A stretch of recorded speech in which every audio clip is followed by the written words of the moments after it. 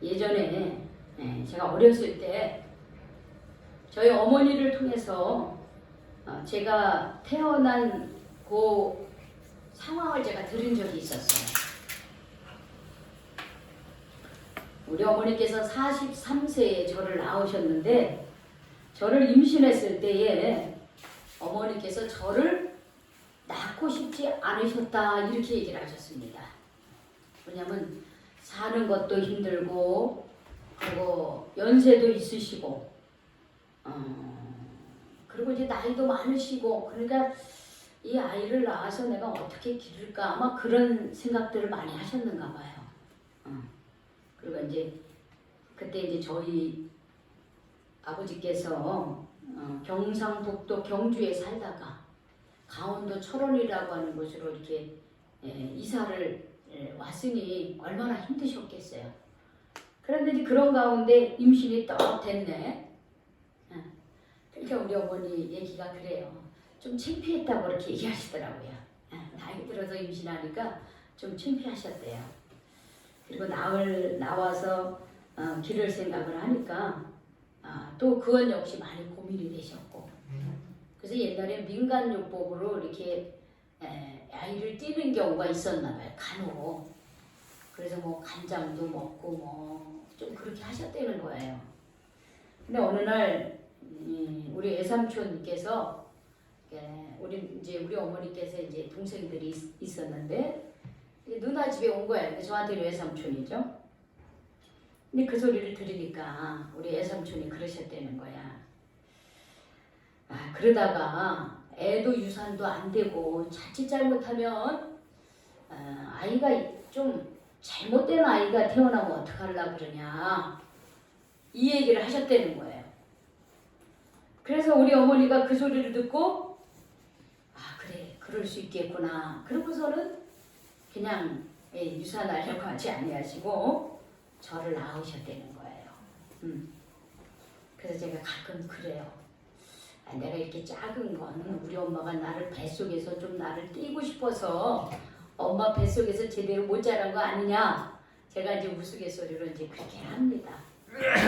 그런데 저는 어머니의 그런 소리를 들으면서 내가 이런 상황에서 태어났구나.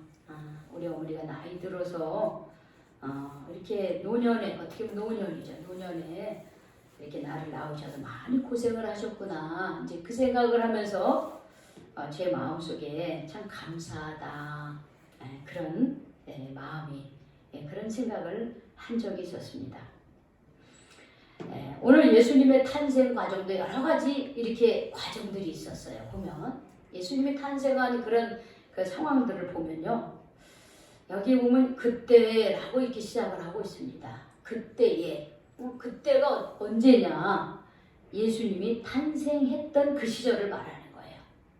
예수님이 탄생할 때에 가이사 아구스도가 영을 내려 천하로 다 호적하라 하였다. 이 호적은 구레뇨가 수리아 총독이 되었을 때 처음 한 것이다.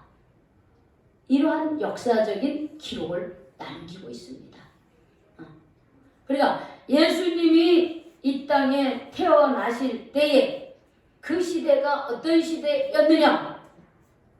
로마 제국이 많은 여러 나라들을 식민지할 때 로마 제국이라고 하는 나라에 의해서 이스라엘이 지배받을 때 우리나라가 일본에 의해서 39년간 지배받았을 때처럼 이스라엘이 로마 제국이라고 하는 1세기에 지배를 받을 때를 말합니다. 그때가 언제냐면은 가이사 아구스도, 가이사는 황제의 이름이에요. 황제라는 뜻이에요. 가이사, 황제라는 뜻이에요. 아구스도는 황제 아구스도라고 하는 사람입니다. 근데 원래 이 아구스도라고 하는 말은요, 뜻은 뭐냐면은 위대하고 고귀하다 이런 뜻이에요. 그럼 왜 이 아구스도라고 하는 이런 황제의 이름이 생겼느냐면은 이 아구스도의 이름은 원래 옥타비아누스라고 하는 황제였어요. 이 옥타비아누스는 BC 27년부터 AD 14년까지 41년간 로마 제국의 황제였습니다. 그런데 이 옥타비아누스가 나중에 아우구스투스, 더 구체적으로 아우구스투스라고 하는 그런 칭호를 부여받아요. 그럼 아우구스투스는 위대하고 고귀한 분이다 이런 뜻이면서 황제 아구스도라고 하는 칭호를 얻게 되는데, 이 아구스도는 41년간 로마 제국을 지배하면서요 굉장히 탁월한 정치적인 능력을 행하게 됩니다. 그래서 정치 및 행정 능력을 갖고 당신이 그 로마 제국을 다스리던 그 식민지에게 나름대로 부분적으로 지방자치를 허락을 하고, 또 그 점령지의 문화와 종교와 생활 풍습들을 인정해 주는 거예요. 그러니까 점령지의 국가들이 황제 아구스도를 굉장히 좋은 황제로 또 인정을 하게 된 거예요. 그래서 아구스도의 정책과 통치로 인해 로마 제국은 아주 오랫동안 평화가 지속이 되었고, 이 아구스도는 자비로운 정치가 또 로마 제국의 대부의 큰아버지다 이러한 명칭까지 얻을 정도로 탁월한 황제였다라고 하는 것이에요. 그런데 이 아구스도가 아주 교만했던 것이 있습니다. 그건 뭐냐면 종교적인 지도자가 대제사장인데, 이 대제사장이라는 칭호를 자기가 받아들여요. 그래서 종교의 최고 지도자 자리까지 앉았어요. 여기서 끝나지 않고 그는 피살된 자신의 외중조부 율리어스 시저를 신격화합니다. 그리고 그 시저 황제를 기념하는 사원을 곳곳에 세워가지고 그 황제 시저를, 자기 외할아버지인 시저를 동상을 세워서 그를 신으로 받들도록 그렇게 명령하기도 한 황제였습니다.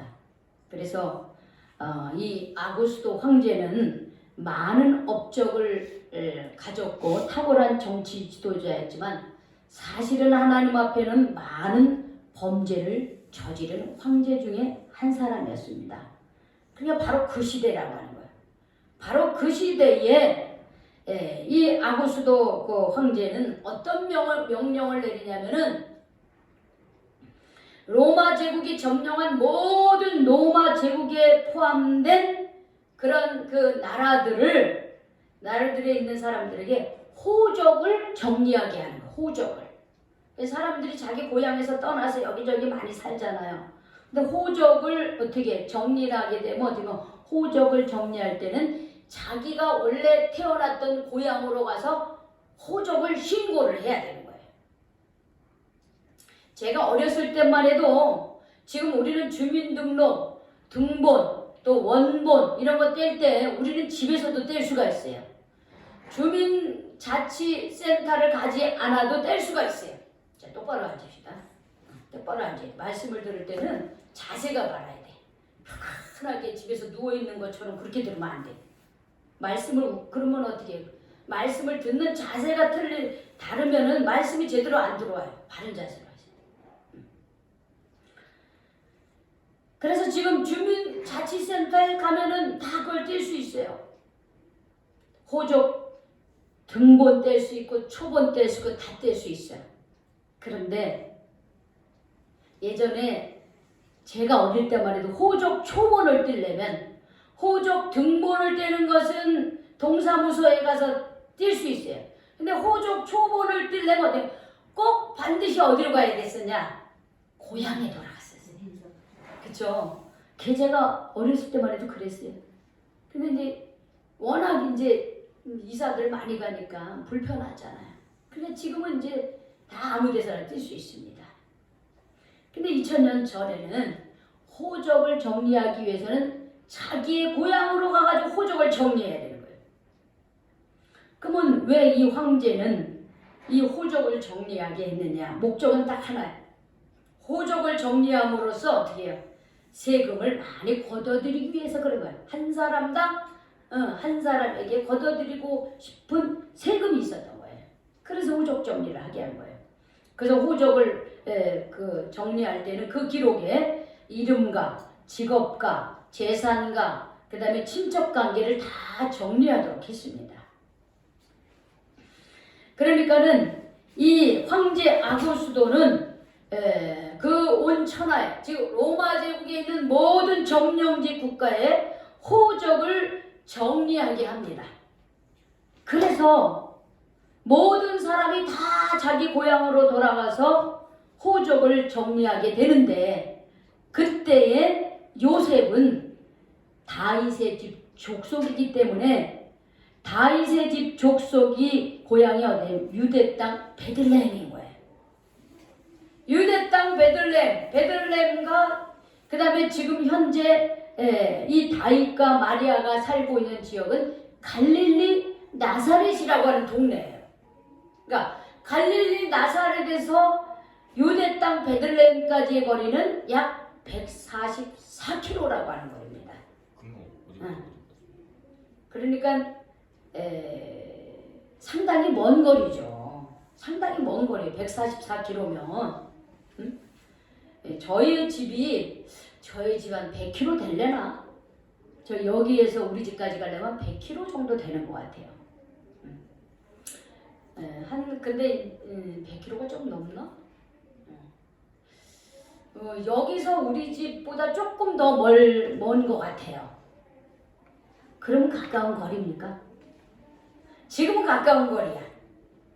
그런데 2000년 전에는 어때요? 상당히 먼 거리였다는 거예요. 먼 거리에 살았어요.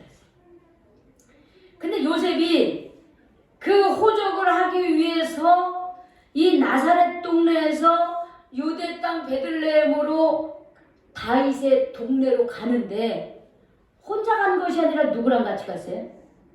마리아. 마리아를 데리고 갑니다. 원래 호적하러 갔는데 굳이 아내를 데려갈 이유가 하나도 없어요. 그런데 오늘 성경에 보니까 약혼한 마리아와 함께 호적하러 올라가니 마리아가 이미 뭐 되었더라? 잉태되었더라. 이미 임신했다 그랬잖아요. 우리 지난주에 그 말씀 함께 나눴잖아요. 지질 2주 전에. 그죠? 2주 전에 그 말씀 나눴잖아요. 마리아의 잉태는 사람과 사람의 어떤 그 만남이 아니라 누구에 의해서 잉태됐다고 그랬습니까? 하나님의 성령의 특별한 은총에 의해서 잉태됐다고 그랬어요. 그래서 어떻게 해요? 사실 마리아도 내가 어떻게 남자를 알지 못하는데 내게 이런 일이 있겠는가 하면서 어떻게 해요? 천사에게 물었잖아요. 그때 천사가 하나님의 능력은 불가능이 없다 이렇게 말씀해서 성령의 능력에 의해서 너를 통하여 하나님께서 이 세상을 구원할 메시아를 보내줄 거라고 약속을 한 거예요. 그러니까는 이 어린 그 약혼한 소녀 이 마리아가 얼마나 이 받아들이기 어려운 엄청난 일입니까? 그런데도 마지막에 뭐라 그래요? 저는 주의 여종입니다. 주님의 말씀대로 이루어지기 바랍니다 하면서 그 말씀을 어떻게 합니까? 받아들입니다.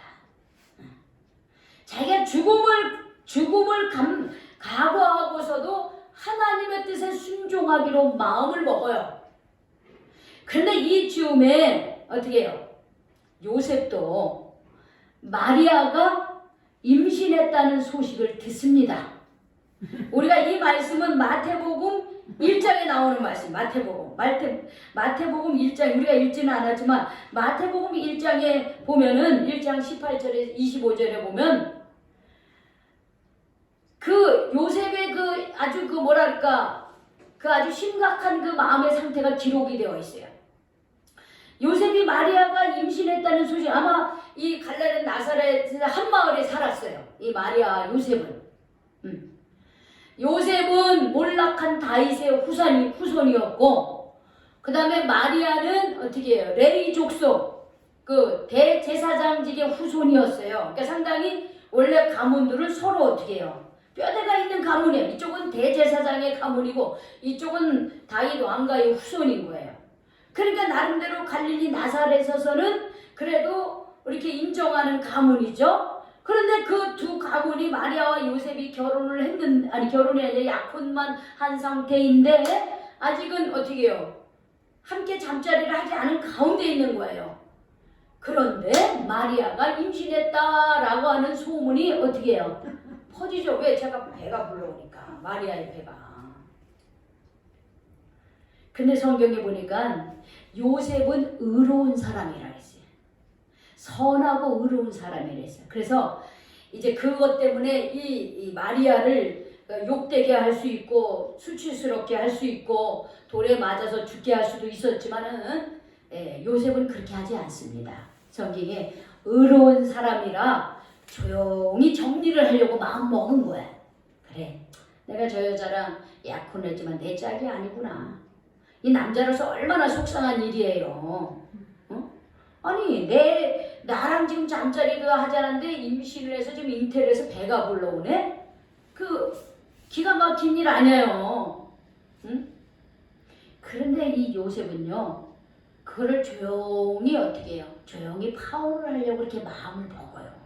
그래서 요셉이 굉장히 아주 성격이 온화하고 온유하고 선하고 그런 사람인 거예요. 자, 그런데 이제 그런 마음을 먹고 이제 이제 정리를 해야 되겠다. 이렇게 이제 가족하고 다 얘기가 끝났겠죠? 부모님하고 다 얘기가 끝났겠죠. 그런데 그날 밤에 하나님께서 요셉에게 현몽합니다. 꿈에 나타나는 거예요. 주의 천사를 보내서 현몽한데 뭐라냐면 요셉아, 내가 마리아 데려오는 것을 두려워하지 말라 이렇게 얘기합니다. 마리아가 잉태한 것은 하나님의 성령의 능력에 의해서 그렇게 된 거고 이제 그 아기는 나오면은 예수라 하라. 즉 구원자다 이 말이에요. 예수라 아들을 낳을 건데 이 세상을 구원할 자다. 그러니까 너는 마리아를 데려오는 것을 두려워하지 말라 하면서 그 밤에 현몽을 한다. 꿈에 나타난 거예요. 그러니까 요셉이 그 꿈을 꾸고 나서 너무 기가 막힌 거 아니에요. 자기는 지금 정리하는데 꿈에 주님의 천사가 나타나서 두려워하지 말고 그것은 하나님의 그런 특별한 그런 계획에 의해서 잉태되었고 아들을 낳을 건데 이름을 예수라 하라. 하나님의 뜻 안에서 이 세상을 구원할 자라고 이렇게 얘기를 하니 얼마나 기가 막히겠어요. 오늘 제가 우리 조봉란 집사님 이렇게 모시고 오는데 우리 집사님이 그 얘기하는 거예요. 오늘 아침에 잠을 자고 딱 깼는데 깨자마자 아주 부드러우면서 애처로운 그 남자 목소리로 뭐라면 행복하여라 이런 음성을 줬다는 거예요. 행복하라. 그 맞죠, 집사님? 응. 행복하여라. 그러면서 아주 애잔하면서 간절한 마음으로 이 귀에 행복하여라 하는 그 음성을 줬다는 거예요. 그래서 우리 집사님 그 소리를 듣고서 아주 그렇게 마음이 좋았다고 그렇게 얘기를 하시는 거예요. 행복하라는 것을 제가 그랬어요. 오늘 거룩한 주일이니까 하나님께서 그렇게 음성을 우리에게 행복하라고 오늘 주일 행복한 주일이 되라고 그렇게 음성을 들려주신 겁니다. 제가 그렇게 말씀드렸어요. 그러니까 이 요셉의 꿈속에 하나님께서 어떻게 주의 천사를 보내주셔서 마리아를 데리고 오라고 이렇게 얘기합니다. 요셉이 어떻게 했을까요? 그 꿈을 꾸고 나서 어떻게 해요? 마리아를 데리고 옵니다. 마리아를 데리고 와요. 그때 부모들이 좋아했을까요? 부모들이 우리 아들 요셉 참 잘했다. 그래도 약혼을 했으니까 데리고 살아야지. 이렇게 얘기했을까요?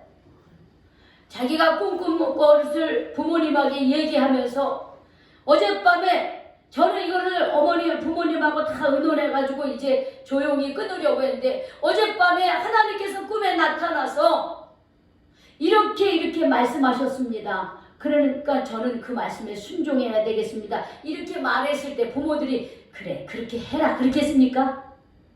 그렇게 안 했죠. 아유 요셉이 제가 미쳤나 보다. 미친 사람으로 취급했을 거란 말이에요. 부모 입장에서 이해가 안 됐을 거란 말이에요. 그런데 요셉이 어떻게 한 거예요? 주님의 천사가 알려준 대로 그거를 받아들인 거예요. 그러니 부모님하고 같이 사는 게 편안했을까요? 편안하지 않았을 거예요. 그리고 그 주변에 있는 사람들도 또 어떻게 했을까요? 말들이 많았을 거예요. 마리아에 대해서 흉을 보고 손가락질하고 거기다가 요셉을 무능하고 바보 같은 남자라고 그렇게 아마 얘기했을 거예요. 이해를 못했을 거예요. 요셉과 마리아의 이 어린 부부를 이해를 못했을 거예요. 그래서 우리가 추측해 볼 때에 요셉은 마리아를 배려를 한 거예요. 말하자면 이 갈릴리 나사렛을 떠난 거예요. 사실은요. 호적하러 이제 가면서 그냥 데리고 온 거예요. 데리고 나온 거야. 이런저런 소리가 많이 들리니까. 아마 제 생각에는 호적을 핑계로 해서 그 고향을 떠나서 새로운 곳에서 살려고 하지 않았나? 또 이런 생각도 좀 해보게 됩니다. 그래서 요셉이 마리아를 그 만삭이 된 자기 아내를 데리고 나온 거예요. 사실은요. 참 쉽지 않은 일이죠. 그런데 이러한 행위는 결국 400년 전에 예언된 하나님의 말씀을 이루려 하심이라 이렇게 기록을 하고 있습니다.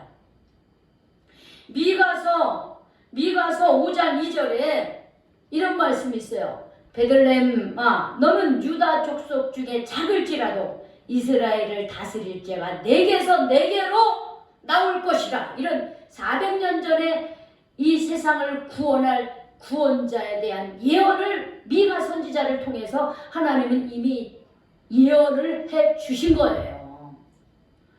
그러니까 로마 황제 아구스도가 다 호적을 하라 한 그 말씀도, 그리고 마리아와 요셉이 그 갈릴리 나사렛 동네에서 살 수 없는 이런 상황도 이미 하나님의 그 계획 속에 이미 400년 전에 예언이 된 말씀을 이루게 하기 위해서 황제는 호족을 등록하라 하게 하시고, 그리고 요셉은 마리아를 데리고 고향을 떠나 베들레헴 땅으로 오게 된 것이라고 한 거예요. 사람들은 그냥 행동을 한 거지만 하나님은 어떻게 해요? 착착 계획 속에서 황제도 이용하시고, 그리고 어떻게 해요? 요셉을 통해서 마리아를 베들레헴까지 함께 동행하게 하신 거예요. 그래서 이런 의미로 볼 때 하나님은 역사의 주관자라고 하는 것을 확실히 우리는 알 수 없습니다. 문제는 내가 하루하루 또 내게 이루어진 일에 대해서 내가 얼마나 하나님의 뜻에 순종하며 살고 있는가라고 하는 거예요. 나는 그냥 순종했는데 나중에 보니까 야, 하나님의 뜻에 의해서 이렇게 내가 하나님의 뜻에 순종한 사람이 됐구나, 이렇게 결과가 되는 거예요. 근데 그때는 몰라요. 내가 왜 그랬는지. 그러나 중요한 거는 내가 하나님의 뜻에 순종하면 그것은 역사를 이루는 역할을 하고 있다고 하는 거예요. 그래서 요셉은 그의 아내를 어떻게 해요? 데리고 와서, 그러고서는 144km라 먼 거리를 어떻게 해요? 마리아를 데리고 베들레헴 땅으로 호적하러 올라옵니다. 근데 왔는데 보니까는 이 요셉의 가족이 들어갈 집이 없는 거예요. 왜 집이 없을까요? 왜 그럴까요? 와가지고 호적하려면 금방 못 가죠. 사람들 쭉 기다려서 며칠 거기서 머물러야 되는데 와서 보니까 들어갈 집이 없어. 왜? 이미 다른 사람들도 어떻게 해요? 고향 땅으로 막 몰려든 거예요. 고향 땅으로 몰려드니까 뭐 그 조그만 시골 동네에서 뭐 여기저기서 타지에서 살던 사람들이 고향이라고 해서 찾아오니까는 여관방이 넉넉하겠어요? 빈 방이 없는 거예요. 게다가 요셉은 만삭이 된 자기 아들을 데리고 오니까 빨리 올 수가 없는 거예요. 혼자 그냥 남자 몸으로 왔다면 며칠 만에 올 수 있지만 자기 아내를 데리고 짐을 싣고 오니까 어떻게 해요? 훨씬 늦게 도착을 했어요. 그래서 겨우 머무른 곳이 어디입니까? 빈 방이 없어서 마구간에 머무르게 된 거예요. 마구간에 머무르게 된 거예요. 여기 7절에 이런 말씀이 있어요. 첫 아들을 낳아. 여기 6절부터 거기 있을 그때에 해산할 날이 찼습니다. 우리가 요즘에는 해산할 날을 거의 뭐 정확하게는 아니지만 뭐 거의 정확하게 우리가 아기 산모가 아기 태어날 그때를 거의 알잖아요. 그러나 이 시대에는 한 10개월 만에 태어난다는 건 알지만은 정확하지는 못한단 말이에요. 그런데 바로 거기를 왔는데 해산할 날이 완전히 찬 거예요. 뭐 병원에 갈 그런 여력도 없는 거예요. 이때 무슨 병원이 있겠어요. 옛날에 다 집에서 애를 낳았는데. 그래서 어떻게 해요? 그 마국간에서 어떻게 해요? 몸을 푸는 거야. 말하자면 마리아가. 어린 마리아가. 그래서 첫 아들을 낳아 강보로 싸서 어떻게 해요? 구유에 누였다. 그래서 구유에 누였다. 응? 강보 비단 뭐 그런 것도 아니고 그냥 일반 천이에요. 일반 천에 아기를 싸서 누일 데가 없어요. 방이 어떻게 해요? 구유 거기 마국 가니까 축축하잖아요. 축축하고 냄새 나고. 응? 그래도 구유가 어떻게 해요? 그래도 구유는 어떻게 해요? 깨끗하잖아. 그나마 구유는 제가 늘 말씀드렸지만 소가 먹는 바통이잖아요. 그래서 그나마 거기에 깨끗하니까 강보에 싸서 아기를 구유에 누였으니 이는 여간에 있을 곳이 없었다. 이렇게 기록을 하고 있습니다. 이게 성탄의 시작이에요. 이게 성탄의 시작입니다. 로마 제국의 그 대제국의 황제 아구스도는요 화려하고 멋지고 높은 자리에 있는 이 아구스도에 비하면 하나님의 아들 예수 그리스도가 오는 모습은 어떻습니까? 너무 초라한 거예요. 너무 어디에 보잘것없고 아무것도 내세울 곳이 없어요. 이상하죠? 하나님의 아들 메시아, 하나님의 아들 가장 이 세상을 만드시고 창조하시고 우리에게 생명을 주신 하나님의 아들이 오신데 그 하나님의 아들이 로마 제국의 멋진 그런 황제의 모습으로 오지 아니하시고 몰락한 가문 다윗 왕가와 대제사장의 그런 가문에 그것도 빈집이 없어서 들어갈 방이 없어서 마국간에서 그 구유에 누여있는 이런 모습으로 오셨다는 것은 이거는 도대체 왜 그럴까요? 왜 이렇게 하나님이 보내신 하나님의 아들 예수님이 왜 이런 초라한 모습으로 오셨을까요? 왜 이렇게 가장 낮은 자의 모습으로 오셨을까요?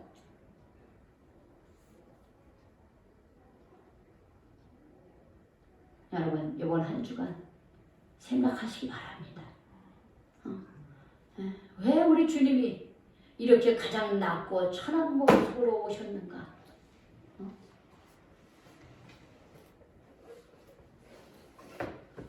그것은 바로 우리를 사랑하신 하나님의 마음이 되는 거예요. 가장 낮아져서 우리를 가장 사랑하기 위함인 거예요. 이게 바로 성탄절의 가장 중요한 핵심인 거예요. 이번 한 주간 나 같은 사람을 사랑하기 위해서 나와 같이 연약하고 부족하고 흠이 많은 나를 사랑하고 섬기기 위해서 가장 낮고 천한 모습으로 이 땅에 오신 예수님을 여러분 오늘부터 성탄절 전까지 우리가 기억하면서 왜 주님은 이렇게 낮은 모습으로 오셨는가? 왜 주님은 이렇게 낮고 천한 나에게 오셨는가를 여러분 묵상하면서 하나님의 은혜를 깨닫는 그런 귀한 한 주간이 되시기를 주님의 이름으로 축원합니다. 아멘. 우리 기도하겠습니다. 하나님, 오늘 예수님의 탄생 과정을 함께 나누면서 주님, 우리 예수님은 그 화려한 로마 제국의 아구 수도의 황제의 치하에서 가장 낮고 천한 모습으로 이 땅에 오셨으며 예수의 오심은 이미 400년 전에 예언된 하나님의 약속의 시련으로 이 땅에 오셨다고 하는 것을 오늘 말씀을 통해서 깨닫게 해주시니 감사를 드립니다. 주님, 가장 높고 가장 아버지 고귀한 그 하나님의 아들 예수님이 가장 낮고 천한 모습으로 오신 것에 대해서, 그래서 내가 그 예수님을 구주로 영접하고 주님, 내 죄가 용서 안 받고 하나님의 자녀가 되게 해주신 거 감사드립니다. 모두를 사랑하기 위해서 가장 낮고 가장 천하게 오신 그 예수님을 진심으로 내 마음의 방에 모실 수 있도록 인도하여 주시옵소서. 그리함으로 진정으로 하나님의 은혜 가운데 머무는 그런 인생이 되게 하여 주시옵소서. 성탄의 은혜와 기쁨을 이웃과 나누며 살아갈 수 있도록 인도하여 주시옵소서. 예수님의 이름으로 기도 올리옵나이다. 아멘. 우리